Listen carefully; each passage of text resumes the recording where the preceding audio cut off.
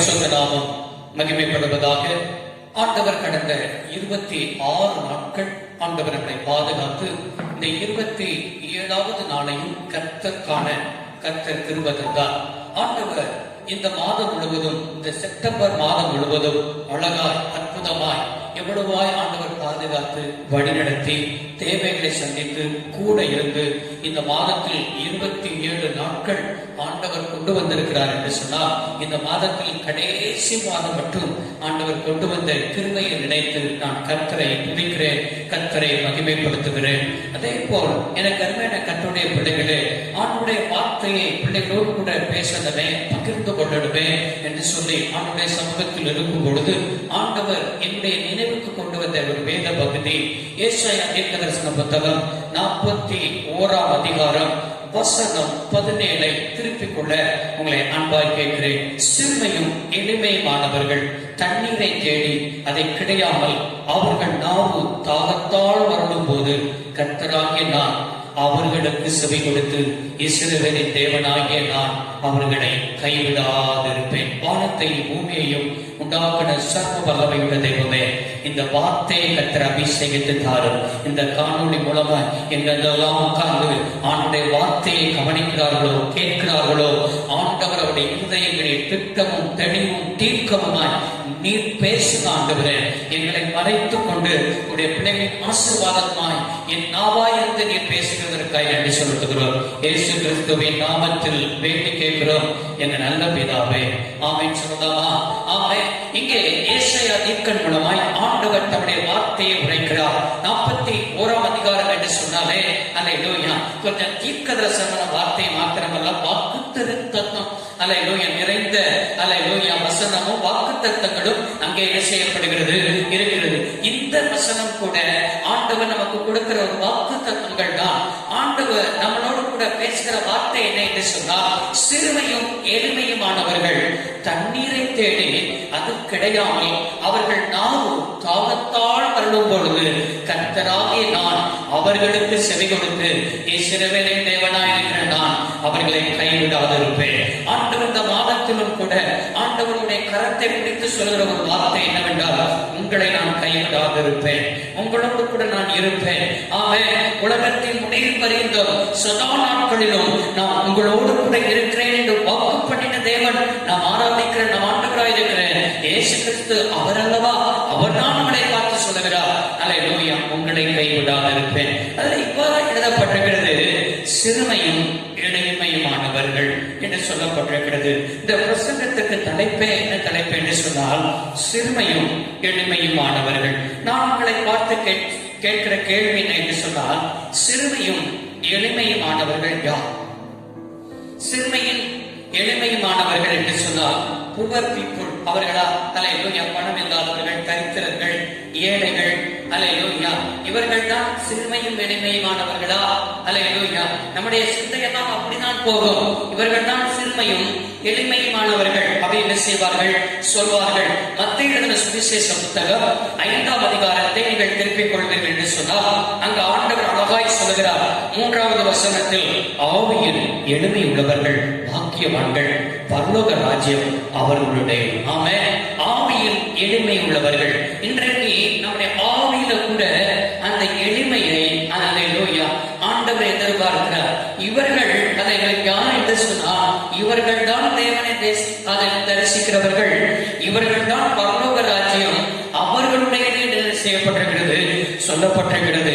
இன்றைக்கு பரலோக ராஜ்யம் நம்முடையதான் மாறணும்னா நம்ம ஆவி சிறுமையும் எளிமை உள்ளதாய் என்ன செய்யப்படணும், காணப்படணும். எனக்கு கட்டுடைய பிள்ளைகளே, இங்கே இஸ்ரவேல் ஜனங்களை பார்த்து ஆண்டவர் என்ன செய்கிறார் சொல்லுகிறார், சிறுமையும் எளிமையுமானவர்கள். இஸ்ரவேல் ஜனங்களை அந்த அல்லேலூயா வாசித்த வேத பகுதி ஏசாயா 41ஆம் அதிகாரம் வசனம் 17 நாம் வாசித்தோம் அல்லவா? அந்த வேத பகுதியை நாம் 3ஆக என்ன செய்யலாம் என்று சொன்னால் பிரிக்கலாம். முதலாவது அங்கே சிறுமையும் எளிமையுமானவர்கள். 2வது ஒரு பகுதி ஆண்டவருடைய கிரியைகளை என்ன செய்கிறோம் பார்க்கிறோம். 3வது அவர்களுக்கு கொடுக்கிறதான வாக்கு வாக்குத்தத்தங்களை பார்க்கிறோம். அதே 17வது வசனத்தையே 3 பகுதிகளாக பிரித்து இன்றைக்கு ஆண்டவர் நம்மளோடு கூட என்ன செய்கிறார், பேச போகிறார். எனக்கு அருமையான கர்த்தருடைய பிள்ளைகளே, இன்றைக்கு அல்லேலூயா அநேகருக்கு என்ன செய்வார்கள், பெரிய பெரிய நன்மை நடந்தால் மாத்திரம்தான் என்ன செய்வார்கள், நன்றி சொல்வார்கள். சின்ன சின்ன காரியத்திற்கும் நம்ம நன்றி சொல்லத்தை என்ன செய்யணும், கற்றுக்கொள்ளணும். உதாரணத்துக்கு நான் சொல்லுகிறேன். ஒரு ஏழை கையில 50 ரூபாய் கிடைக்கும். அல்லேலூயா. அவர்கள் ஏழை. அல்லேலூயா. அந்த 50 ரூபாய் அவர்களுக்கு கிடைக்கும் என்றால் உண்மையிலேயே அவர்கள் பெரிய அல்லேலூயா ஆண்டவருக்கு என்ன செய்வார்கள், உண்மையிலேயே நன்றி சொல்வார்கள். அதே ஒரு பணக்காரன் கையில் ஒரு 50 ரூபாய் கிடைக்கும் என்று சொன்னால் அவன் பார்வையில் எப்படி இருக்கும் என்றால் அதெல்லாம் அற்பமாக என்ன செய்யும், தெரியும். ஆமென். இதே போலதான் இன்றைக்கு அல்லேலூயா நம்முடைய வாழ்க்கையை என்ன செய்ய சொன்னால் ஆண்டவர் லட்சங்களை தந்தால் மாத்திரம்தான் நன்றி அல்ல. ஆமென். சின்ன சின்ன தேவைகள் குடும்பத்துல, ஆமென், பிள்ளைகளுடைய வாழ்க்கையில, அல்லேலூயா தொழில்ல, ஆமென், சின்ன சின்ன காரியங்கள் எல்லாம் ஆண்டவர் நமக்கு செய்கிற ஒரு காரியங்களுக்கு நம்ம நன்றி சொல்லுறோம். பாத்தீங்களா? அதுதான் ஆவியில எளிமையும் அல்லேலூயா சிறுமையுமானவர்கள். ஆமென். அவர்கள் தான் பரலோக ராஜ்யம் என்ன செய்கிறது, அவர்களுடையது என்று ஆண்டவர் என்ன செய்திருக்கிறார், சொல்லியிருக்கிறார். இன்றைக்கு அந்த ஆவியின் அந்த எளிமையை கர்த்தர் நமக்கு என்ன செய்வார், தருவாராக. அந்த எளிமையை கர்த்தர் நமக்கு தரும் பொழுது ஆண்டவர் அந்த 17ஆம் அதிகாரத்தில் சொல்லப்படுகிற அந்த ஆசீர்வாதங்கள் நம்மளுடைய வாழ்க்கையில், நம்முடைய தனிப்பட்ட வாழ்க்கையில் பழிக்கும் என்பதற்கு எந்த விதமான என்ன சந்தேகமும் இல்லை. எனக்கு அருமையான கர்த்தருடைய பிள்ளைகளே, 41ஆம் அதிகாரம் அந்த 17வது வசனத்தை திரும்ப வாசிக்கிறேன், கேளுங்கள். கர்த்தராகிய நான் அவர்களுக்கு செவி கொடுத்து இஸ்ரவேலின் தேவனாகிய நான் அவர்களை கைவிடாதிருப்பேன். ஆமென். முதலாவது ஆண்டவர் ஆவியும் எளிமையும் உள்ளவர்களுக்கு இதை கொடுக்கிறார் என்றால் தேவனுடைய வாக்குத்தத்தங்களை கொடுக்கிறார். அங்கே என்ன வாக்குத்தத்தம் இருக்குன்னா, அவர்களுக்கு நான் செவி கொடுப்பேன், அவர்களை கைவிடாதிருப்பேன். ஆமென். அவர்கள் கூப்பிடுவார்கள், ஆண்டவர் கூப்பிடுகிற சத்தத்தை என்ன செய்வார், கேட்கிறவராய் இருக்கிறார். பாருங்க, அல்லேலூயா. இன்றைக்கு அநேக சூழ்நிலைகள் ஆண்டவர் நம்முடைய சத்தத்தை கேட்கிறாரா, ஆண்டவர் நம்முடைய வார்த்தைக்கு செவி கொடுக்கிறாரா, ஆமென் என்று சொன்னால் இல்லை என்றுதான் என்ன செய்ய முடியும், சொல்ல முடியும். நீங்க இந்த வார்த்தையை கேட்கிற தேவ பிள்ளைகள் எத்தனை முறை நீங்க ஜெபம் பண்றீங்க, உங்களுடைய ஜெபத்தெல்லாம் ஆண்டவர் என்ன செய்கிறார், கேட்கிறாரா அப்படின்னு சொன்னால் அல்லேலூயா இல்லை. ஏனென்றால் நீதிமொழிகள் அழகா என்ன செய்திருக்கிறது, 1ஆம் அதிகாரத்தில் நாம் வாசித்து பார்ப்போம் என்று சொன்னால் அங்க அழகாய் ஆண்டவர் என்ன செய்திருக்கிறார், சொல்லியிருக்கிறார். 27வது வசனம், நீதிமொழிகள் 1ஆம் அதிகாரம் 27வது வசனம். நீங்கள் பயப்படுகிற காரியம் புஷ்டம் போல் வரும்பொழுது, ஆபத்து சூறாவளி போல் உங்களுக்கு நேரிடும் போது, நெருக்கமும் இடுக்கணும் உங்கள் மேல் வரும் பொழுது நான் என்ன செய்வேன், ஆகாடியும் பண்ணுவேன். அப்பொழுது என்னை நோக்கி கூப்பிடுவார்கள், நான் மறு உத்தரவு என்ன செய்ய மாட்டேன், கொடுக்க மாட்டேன். அவர்கள் அதிகாலையிலே என்னை தேடுவார்கள், என்னை காணவும் மாட்டார்கள். ஆமென். நீ அதிகாலையில என்னை கூப்பிட்டா அல்லேலூயா நான் உனக்கு தென்படுவேன்னு சொல்லி உனக்கு ஆபத்து வரும் பொழுது மட்டும் நீ அதிகாலையில வந்து என்ன செய்கிறாய், தேடுகிறார். நெருக்கத்தின் மத்தியில் தேடுகிறார், ஏதோ ஒரு தேவைகள் மத்தியில் தேடுகிறார். ஆனால் ஆண்டவர் சொல்லுகிறார், இல்லப்பா நீ செய்யறது தவறு. ஆமென். ஏனென்றால் அல்லேலூயா ஏதோ தேவைகள் இருக்கும் பொழுது மட்டும் என்னை தேடுவாய் என்று சொன்னால் நீ என்னை சொல்லி அறியவில்லை என்ற அர்த்தம். ஆமென். அல்லேலூயா. எனக்கு அருமையானவர்களே, ஆண்டவர் நமக்கு செவி கொடுப்பது பெரிய பாக்கியம், அது பெரிய ஆசீர்வாதம். என்ற வானத்தை பூமியையும் உண்டாக்கின சர்வ வல்லமை உள்ளவர். இன்றைக்கு அநேக ஜெபத்திற்கு ஆண்டவர் செவி கொடுப்பதில்லை. அநேக ஜெபத்திற்கு ஆண்டவர் செவி கொடுத்தாலும் அல்லேலூயா இன்றைக்கு அநேகர் உயிரோடவே இருக்க முடியாது. ஏனென்று சொன்னால் அநேகருக்கு அநேகர் பிடிக்காது. உண்மைதானே? அவன் குடும்பத்துல இருக்குது அல்லேலூயா மருமகள் அல்லேலூயா மாமியாருக்கு என்ன செய்யாது, பிடிக்காது. மருமகள் மாமியாருக்கு பிடிக்காத போல மாமியார் மருமகளுக்கு என்ன செய்யாது, பிடிக்காது. இவருடைய ஜெபங்கள் எல்லாம் என்ன செஞ்சா, சபைக்கு போவார்கள், அந்நிய பாஷை பேசுவார்கள், ஒரே சபையில் இருப்பார்கள், கர்த்தருடைய பந்தியிலெல்லாம் பங்கு பெறுவார்கள். அல்லேலூயா அந்த கர்த்தருடைய பந்தியின் போதகர் எல்லாம் சொல்வார், இதை ஒருவன் அபாத்திரமாய் போச்சனை பண்ணினான்.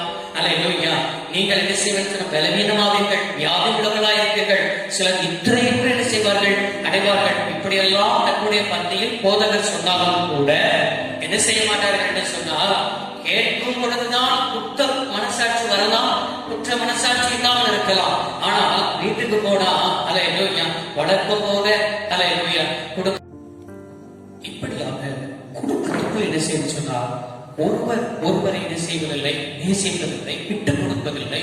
அல்லேலூயா ஒருவரை ஒருவர் என்ன செய்வதில்லை, மன்னிப்பதில்லை, மறப்பதில்லை.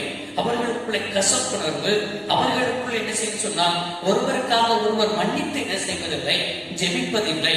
அல்லேலூயா மாமியார் எத்தனை அல்லேலூயா மாமியார் உண்மையிலே சொல்கிறேன், எத்தனை மாமியார் மருமகளுக்காக மன்னித்து ஆசீர்வதித்து ஜெபம் பண்றீங்க. அதே போல் எத்தனை மருமகள் அல்லேலூயா மாமியாரை ஆசீர்வதித்து ஜெபம் பண்றீங்க, குடும்பத்தை ஆசீர்வதித்து ஜெபம் பண்றீங்க. உங்க ஜெபத்தெல்லாம் ஆண்டவர் கேட்டிருப்பார் என்று சொன்னா அல்லேலூயா இன்னைக்கு உயிரோடு கூட அநேகர் என்ன செய்ய மாட்டார்கள், இருக்க மாட்டார்கள். அநேக நித்திரையும் என்ன செய்திருப்பார்கள், அடைந்திருப்பார்கள். இப்படிதான் நம்முடைய ஜெபங்கள் எல்லாம் ஆண்டவர் கேட்காததற்கு காரணம் தகாத விதமாய் விண்ணப்பம் பண்ணுகிறோம். அல்லேலூயா நமக்கு ஒன்று பிடிக்கவில்லை என்று சொன்னால் அவர்கள் இந்த பூமியில் இருக்கக்கூடாது. இல்லை என்று சொன்னால் அவர்கள் அல்லேலூயா என்ன செய்ய சொன்னால் அல்லேலூயா அவர்கள் விரோதமாய் ஜெபம் பண்ணுவது அப்படி அல்ல. தீமை செய்கிறவனுக்கு நன்மை செய். ஆமென். இதுதான் இயேசுவுடைய பிரதானமான போதனை. இப்படி அல்லேலூயா ஆண்டவருடைய கட்டளை, கற்பனை, வார்த்தை படி நடப்பாய் என்று சொன்னால் நீ என்ன சொல்கிறாயோ அதை தானியேலை பாருங்கள். அவன் கர்த்தருக்கு பிரியமானவன். அவன் வேண்டிக் கொள்ள தொடங்கின பொழுதே கட்டளை செய்யப்பட்டது, வெளிப்பட்டது. ஆண்டவருக்கு பிரியமா நடந்து பாரு. நீ சொல்ற வார்த்தையெல்லாம் கர்த்தர் அப்படியே கேட்பான். பரலோகம் அப்படியே கேட்கும். ஆமென். ஏன் என்று சொன்னால் அல்லேலூயா அவருக்கு பிரியமானதை அவருடைய வார்த்தையின்படி எந்த மனுஷன் சொல்றானோ அந்த வார்த்தை ஆமென் என்று சொல்லி ஆவியானவர் திருவுளப்பட்டுவார். கரங்களை உயர்த்தி ஆமென் சொல்லுங்க. அப்படின்னா அங்கே ஏசாயா 41 அதிகாரத்தில் வாசித்தோம். கர்த்தர் அவர்களுக்கு என்ன செய்வார் என்று சொன்னால் செவி கொடுத்து அப்படி என்ன செய்கிறோம் வாசித்தோம். அவர்களுக்கு செவி கொடுக்கிறது மாத்திரமல்ல, இரண்டாவது அல்லேலூயா அவருடைய நிலைமை என்ன நிலைமை என்றால் அல்லேலூயா இஸ்ரவேலின் தேவனாக இருக்கிற நான் அவர்களை கைவிடாது இருப்பேன். ஆமென். அவர்களை கைவிடாது இருப்பேன். அவருடைய உண்மையான தேவைதான் அங்கே என்ன என்று சொன்னால் அதே வசனத்துல வாசித்தோம். தண்ணீரை தேடி அது கிடையாமல் அவர்கள் நாவு தாகத்தால் மருளும் போது ஒரு மனிதனுடைய பிரதானமான தேவை என்று சொன்னால் தண்ணீர். ஆமென். ஒரு மனிதன் உணவு இல்லாமல் கூட என்ன செஞ்சிடலாம், வாழ்ந்துடலாம். ஆனா தண்ணீர் இல்லாம என்ன செய்ய முடியாது, வாழ முடியாது. தண்ணீர் தான் பிரதானமான தேவை. இஸ்ரவேல் ஜனங்களுக்கு அன்றைக்கு தண்ணீர் பிரச்சனை தான் என்ன செய்தது இருந்தது. பாருங்கள், வனாந்தரத்தில் நடந்து போகிறார்கள். அவர்கள் தண்ணீர் இல்லாமல் நாவுகள் என்ன செய்கிறது, வறண்டு போகிறது. அந்த வறண்டு போய் ஐயோ அந்த தண்ணீர் இல்லாமல் சாவதற்காகவா இந்த வனாந்தரத்தில் அழைத்து கொண்டு வந்தேன் என்று சொல்லி மோசேயிடத்தில் முறையிடும் பொழுது ஆமென் ஒரு தண்ணீர் அலையோ கிடைக்கிறது. அந்த தண்ணீர் கூட அவர்கள் குடித்து பார்த்தார். அந்த தண்ணீரும் அல்லேலூயா அவர்களுக்கு கசப்பா இருக்குது. வாழ்க்கையே கசந்து போன அனுபவம், குடிக்கிற தண்ணியும் கசந்து போன அனுபவம். இப்படிப்பட்ட கசப்பின் மேல கசப்பு வாழ்க்கையில் இப்படிதான் இருக்கிறதா? உன் வாழ்க்கையில அநேகர் என்ன செய்வார்கள், வாழ பிடிக்கவில்லை, என் வாழ்க்கையில வாழ்க்கைக்கு கிடைப்பது. கடந்த நாட்களில் ஒரு சகோதரர் எனக்கு போன் பண்ணிட்டார். போன் பண்ணும் பொழுது அவர் சொன்ன ஒரு வார்த்தை என்னை இருதயத்தை ரொம்ப தொட்டது. அவன் அல்ல என் குடும்பத்துக்குள்ள ஒரு பெரிய பிரச்சனை, கணவன் மனைவிக்குள்ள பிரச்சனை. அவன் கணவன் மனைவிக்குள்ள பிரச்சனை நிமித்தம் அவர்கள் இருவரும் என்ன செய்ய சொன்னால் இருதயம் அவன் ஒரே வீட்டுல இருந்தானோ இருதயம் ஒன்றா என்ன செய்யல இல்ல. அல்லேலூயா மனைவி வேலைக்கு கடந்து செல்கிறார். இவரும் முடிந்த சின்ன சின்ன வேலைகளை என்ன செய்கிறார், செய்து கொண்டிருக்கிறார். அவர் வேலைக்கு கடந்து செல்கிறது நிமித்தம் இவரை சரியாக என்ன செய்வதில்லை, மதிப்பதில்லை. சம்பளம் அதிகமாய் வாங்குகிறது நிமித்தம் இவரை அதை மதிப்போ கனப்படுத்துவதோ எதையும் என்ன செய்வதில்லை. இப்படிப்பட்ட நாட்களில் குடும்பத்துக்குள்ள பிரச்சனை மேல பிரச்சனை, பிரச்சனைக்கு மேல பிரச்சனை, வெறுப்புக்கு மேல வெறுப்பு, குடும்பத்துக்குள்ள ஒரு பெரிய கசப்பு. இந்த நிலைமையில் அவர் மனம் உடைந்து போய் அவருக்குள்ள என்ன வந்திருக்கு, நல்ல கத்துடைய பிள்ளை, நல்லா ஆராதிக்கிற பிள்ளை, நம்ம இருந்து என்ன பிரயோஜனம், மறிச்சிடலாமோ, மனைவி வேலைக்கு போன பிறகு அப்படிப்பட்ட ஒரு எண்ணம் என்ன செய்திருக்கிறது வந்திருக்கிறது. உடனே அவர் கொஞ்சம் சுதாரித்துக் கொண்டு என்ன செய்திருக்கிறார்னா, நம்ம இந்த இடத்துல இருந்தா திரும்ப இந்த பிரச்சனை தான் வரும் அப்படின்னு சொல்லி பக்கத்துல ஒரு ரட்சிக்கப்பட்ட குடும்பம் அவரிடத்துல போய் என்ன செய்திருக்கிறார், அல்லேலூயா தன்னுடைய நேரத்தை அவர் செலவு பண்ணி இருக்கிறார். இப்படி அவருடைய சூழ்நிலை என்ன செய்திருக்கிறார், மாற்றி இருக்கிறார். பிசாசு எப்பொழுதுமே தனிமையை நேரத்தில் அவன் பயன்படுத்துவார். தனிமையை நேரத்தில் அப்படிப்பட்ட சூழ்நிலை என்ன செய்வான், கொண்டு வருவான். இந்த வார்த்தையை கேட்கிற யாரா இருந்தாலும், யாரோ ஒருவர் கூட நீங்கள் இப்படிப்பட்ட நிலைமையில் என்ன செய்து கொண்டிருக்கலாம், இருந்து கொண்டிருக்கலாம். இன்றைக்கு ஆவியானவர்களை தொட்டு இன்னைக்கு ஆண்டவர் சொல்கிற ஒரு வார்த்தை, இஸ்ரவேலின் தேவனாய் இருக்கிற கர்த்தர், நீ போகிற பாதை அவருக்கு தெரியும், நீ நடந்து போகிற பாதை அவர் அறிந்தவராய் இருக்கிறார். உன்னை பார்த்துதான் கர்த்தர் சொல்லுகிறார், நீ தனிமையில் அல்ல, நான் உன்னோடு கூட இருக்கிறேன், உன்னை கைவிட மாட்டேன். கையை உயர்த்தி ஆமென் சொல்லுங்க. ஆமென். இஸ்ரவேல் ஜனங்கள் கைவிடாமல் நடத்தினார். அதே போல அன்றைக்கு யாக்கோபுடைய அனுபவத்தை எடுத்துக்கொள்ளுங்கள். அவன் அல்லேலூயா தன் சகோதரனுக்கு பயந்து போய்தான் லாபான் வீட்டுக்கு என்ன செய்கிறான், போகிறான். லாபான் வீட்டுக்கு போகும் பொழுது அவன் இதுவரை அவன் வீட்டுக்கு போனானா போகவில்லையா தெரியாது. அவன் அது எப்படி போகணும் தெரியாது. அங்கே எப்படிப்பட்ட சூழ்நிலை இருக்கிறது தெரியாது. ஒன்றுமே அறியாத ஒரு நிலைமையில் யாக்கோபு கடந்து போகும் பொழுது ஒரு தனிமையின் நேரத்தில் ஆண்டவர் அல்லேலூயா அழகாய் ஆண்டவர் பேசினார். ஆதியாகமம் 28ஆம் அதிகாரம் வசனம் 15 பாருங்கள். நான் உன்னோடு இருந்து நீ போகிற இடத்திலெல்லாம் உன்னை காத்து இந்த தேசத்திற்கு உன்னை திருப்பி வரப்படுவேன். நான் உனக்கு சொன்னதை செய்யும் அளவும் உன்னை கைவிடுவதில்லை. ஆமென். பாருங்க, அழகா சொல்றாரு. நான் உன் தகப்பன் வீட்டுக்கு உன்னை திருப்பி வர பண்ணுவேன், நான் உன் கூட இருப்பேன், நான் உனக்கு சொன்னதை செய்ய மாட்டோம், அல்லேலூயா செய்து முடிக்க மாட்டோம், நான் செய்ய மாட்டேன், கைவிட மாட்டேன்ப்பா. நீ போற பாதை நீ நினைக்கிற நான் தனிமையில் இருக்கிறேன், ஐயோ நான் மறிச்சிருவேனோ, என் வாழ்க்கை முடிஞ்சிருமோ, இல்ல இல்ல, நான் உன் கூட இருக்கிறேன், நான் உன்னை கைவிட மாட்டேன். கையை உயர்த்தி அறிஞ சொல்லலாமா?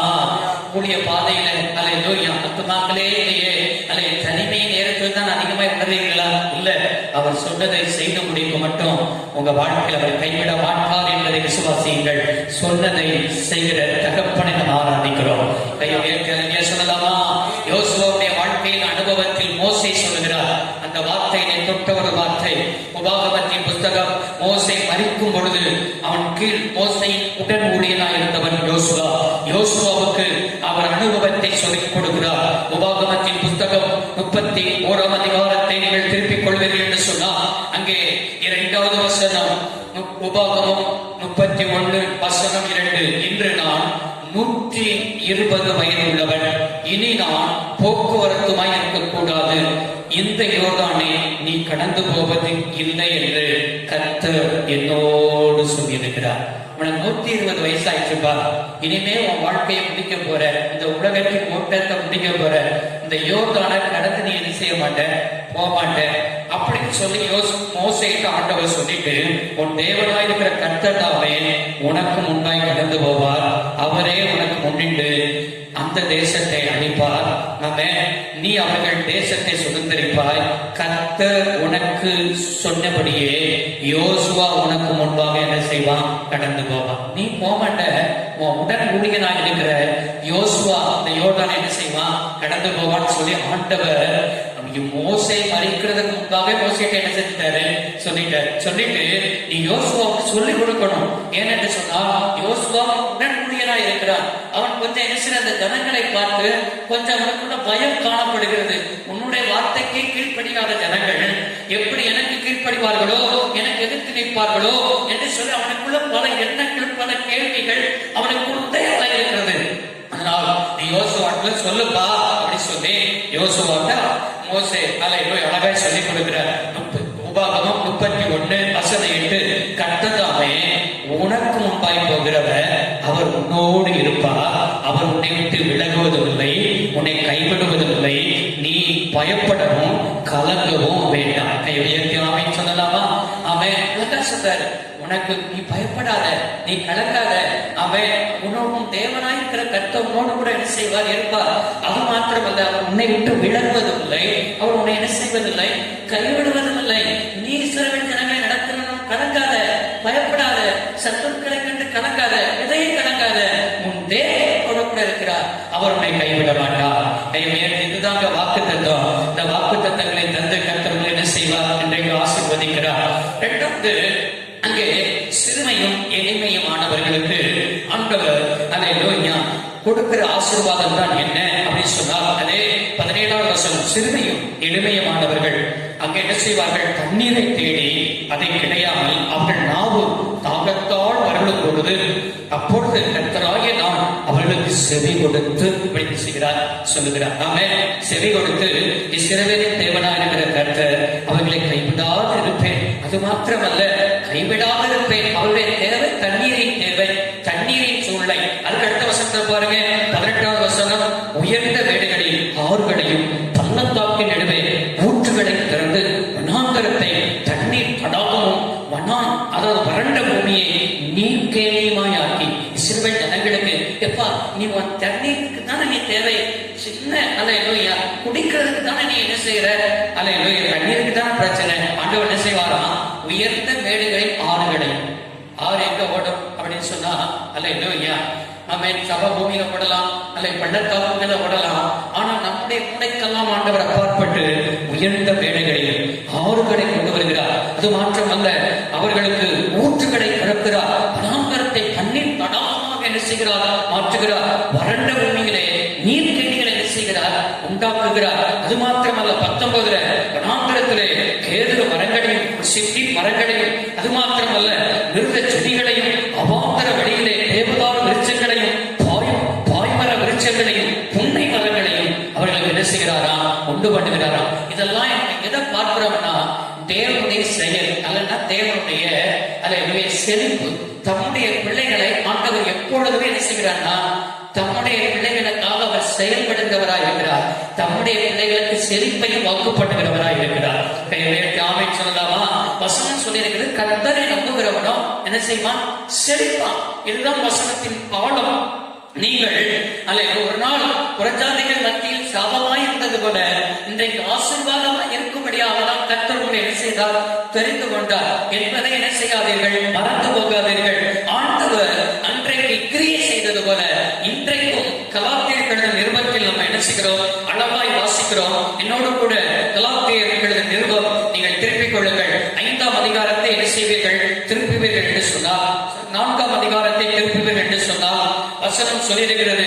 கலாத்தியர் அல்லேலூயா 3ஆம் அதிகாரம் வசனம் 13. மரத்தில் தூக்கப்பட்ட எவனும் சபிக்கப்பட்டவன் என்று எழுதியிருக்கிறபடி கிறிஸ்து நமக்காக சாபமாகி நியாயப்பிரமாணத்தின் சாபத்திற்கு நம்மளை என்ன செய்தாரா, நீங்களாக்கி மீட்டுக் கொண்டாரா. இயேசு நமக்காய் சாபமான விசுவாசிக்கிறீங்களா? நீங்க சாபமா இருக்கணும், தரித்திரமா இருக்கணும், இல்ல நீங்க எப்பொழுதுமே ஆசீர்வதிக்கப்பட்ட சந்ததி. வார்த்தைக்கு கீழ்ப்படிங்க, வார்த்தையின்படி வாழ கற்றுக்கொள்ளுங்க. அவர் உங்களுக்காய் சாபமானா இனி வெளிப்படுத்துகிற விசேஷத்துல வாசிக்கிறோம், இனி சாபம் இல்லாமல் என்ன செய்கிறோம், வாசிக்கிறோம். அதற்கெல்லாம் இந்த புன்னை மரம் அல்ல சித்தி மரம், இதற்கெல்லாம் ஒவ்வொரு ஆவிக்குரிய அர்த்தங்களை நம்ம தேவதாரு விரிச்சோம். இதற்கெல்லாம் ஒரு ஆவிக்குரிய அர்த்தங்களை சொன்னோம் என்றால் இன்னும் தன்னுடைய வார்த்தை என்ன செய்து கொண்டிருக்கும். அல்லேலூயா. இன்னும் அதுக்கு தியானம் பண்ணுவோம் என்றால் அது என்னென்ன காரியத்துக்காய் பயன்படுத்தப்படும். அதே போல நம்முடைய வாழ்க்கை எப்படி மாற வேண்டும் என்றால் இன்னும் அல்லேலூயா அநேக வார்த்தைகளை சொல்லிக்கொண்டே போகலாம். ஆனால் ஒரே ஒரு வார்த்தை தான், நீ ஆசீர்வாதமா இருக்கணும். உன் வாழ்க்கையில தேவனுடைய செழிப்பு வரும். இந்த வார்த்தையை கேட்கிறப்ப உன் வாழ்க்கையில தேவனுடைய செழிப்பை கர்த்தர் என்ன செய்வார், கட்டளையிடுகிறவராக இருக்கிறார். அதே ஏசாயா தீர்க்கதரிசன புத்தகம் சிறுமையும் எளிமையுமானவர்களுக்கு தேவன் கொடுக்கிற ஆசீர்வாதம் என்ன என்று சொன்னால், அதே 41ஆம் அதிகாரம் வசனம் 20 வாசித்து பார்த்து சொன்னால், கர்த்தருடைய கரம் அதை செய்தது என்றும் இஸ்ரவேலின் பரிசுத்தர் அதை படைத்தார் என்றும் யாவரும் கண்டு உணர்ந்து சிந்தித்து அறிவார்கள். ஆமென். 3வது சிறுமையும் எளிமையுமானவர்களுக்கு தேவன் கொடுத்த ஆசீர்வாதம் என்ன? அல்லேலூயா, தேவனுடைய எழுப்புதல். கர்த்தருடைய கரம் அதை செய்தது. இஸ்ரவேலின் பரிசுத்தர் அதை படைத்தார் என்று கண்டு உணர்ந்து சிந்தித்து அறிவார்கள். ஆமென். இன்றைக்கு எழுப்புதலை தேவனுடைய கரத்தை கொண்டு ஆண்டவர் செய்கிற எழுப்புதலை யாவரும் என்ன செய்வார்கள், காண்பார்கள், உணர்வாளர்கள், சிந்திப்பார்கள், அறிவடைவார்கள். அப்படியா கர்த்தர் என்ன செய்ய போகிறார், செய்ய போகிறார். இன்றைக்கு பாருங்க, சாலமோன் நாட்களில் அன்றைக்கு அல்லேலூயா இங்கே ஒரு ராஜஸ்திரி, எந்த ராஜஸ்திரி, சுபாவின் ராஜஸ்திரி அவனுடைய கவனத்தை கேட்ட என்ன செய்தார் வந்தார். அந்த ராஜஸ்திரி அங்கே அவனை சாலமோனை சோதிக்கும்படிதான் என்ன செய்தார் வந்தார். அவள் கேள்விப்பட்டதை காட்டிலும் இங்க இருக்கிறது அதிகம் என்று சொல்லி கண்டு அவளே உயர்ந்து என்ன செய்தார், பாராட்டினார் எழுதப்பட்டிருக்கிறது. அந்த ராஜஸ்திரியை குறித்து மத்தேயு 12ஆம் அதிகாரம் 42ஆவது வசனத்துல கூட இயேசு கூட அழகா என்ன செய்கிறார், அங்கே புதிய ஏற்பாட்டு நாட்கள்ல கூட அவள் என்ன செய்தார் பெற்று விட்டார். அந்த வசனத்தை மட்டும் வாசித்து நம்ம ஜெபித்து என்ன செய்யலாம், ஆசீர்வதித்து முடிக்கலாம் என்று நினைக்கிறேன். வசனம் மத்தேயு 12:42. தெற்தேசத்து ராஜஸ்திரி பூமியின் நிலைகள் என்று சாலமோனுடைய ஞானத்தை கேட்க வந்தார். இதோ சாலமோனிலும் பெரியவர் என்ன செய்கிறார், இங்கே இருக்கிறார். ஆமென்.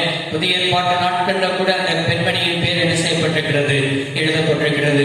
இந்த எழுப்புதலை காண அவன் எந்த ஒரு மனுஷன் எழுப்புதலுக்காக ஜெபிக்கிறானோ அவன் தான் எழுப்புதலுக்காக வாஞ்சிப்பான். அவனுடைய சிந்தைதான் எழுப்புதலா இருக்கும், அவன் நினைவுதான் எழுப்புதலா இருக்கும். எழுப்புதலுக்காக ஜெபம் பண்ணாம எழுப்புதலை பார்க்க முடியாது. எழுப்புதலுக்காக ஜெபம் பண்ணுங்கள். அநேகர் நீங்களும் காண்பீர்கள், நீங்களும் காண்கிறதில் அநேகர் காண்பார்கள், அதை உணர்வடைவார்கள். அதை உணர்வடைவது மாத்திரமல்ல, அங்கே சொல்லப்பட்டிருக்கிறது சிந்தித்து அறிவார்கள். இன்றைக்கு அப்படிப்பட்ட ஆசீர்வாதத்தை கர்த்தர் நமக்கு தருவார். அல்லேலூயா. அந்த வசனத்தை மட்டும் நாம் திரும்ப வாசித்து ஜெபித்து என்ன செய்ய போறோம், முடிக்க போறோம். ஏசாயா 41:17. சிறுமையும் எளிமையுமானவர்கள் தண்ணீரை தேடி அதை கிடையாமல் அவர்கள் நாவு தாகத்தால் வருளும் பொழுது கர்த்தராகி நான் அவர்களுக்கு செவி கொடுத்து இச்சிறுவனின் தேவனாய் இருக்கிற நான் அவர்களை கைவிடாதிருப்பேன். இந்த நாட்களில் ஆண்டவர் இந்த வார்த்தையின்படியே கர்த்தர் உங்களுக்கு அற்புதங்களை செய்வார். வானத்தையும் பூமியை உண்டாக்கின சர்வ வல்லமையுள்ள தெய்வமே, இந்த வார்த்தையை கேட்ட பிள்ளைகளை ஆசீர்வதிங்க. ஆண்டவரே, சிறுமையும் எளிமையுமானவர்களுக்கு ஆண்டவரே கொடுக்கிற ஆண்டவர் ஆசீர்வாதம் தான் தேவனுடைய வாக்கு தத்தங்கள், தேவனுடைய செயல் என்கிற செழிப்பு, ஆண்டவரே தேவனுடைய எழுப்புதல், இதெல்லாம் காண நம்முடைய பிள்ளைகள் அநேகர் கண்டு உணர்ந்து சிந்தித்து அறுவடையத்தக்கதாக ஆண்டவர்கள் தேசத்தில் எழுப்புதலையும் சபையில் எழுப்புதலும் குடும்பத்தில் எழுப்புதலும் தனிப்பட்ட வாழ்க்கையில் எழுப்புதலையும் கண்டு அனுபவிக்கட்டும். இந்த மாதத்தை நடத்தினவர் வருகிற புதிய மாதத்தையும் கர்த்தர் அற்புதமாக ஆச்சரியமாக நடத்தி செல்லட்டும் சொல்லி உங்களுடைய கருத்தில் ஒப்புக் கொடுக்கிறோம். இயேசு கிறிஸ்துவின் நாமத்தில் வேண்டி கேட்கிறோம் நல்ல பிதாவே. ஆமென்.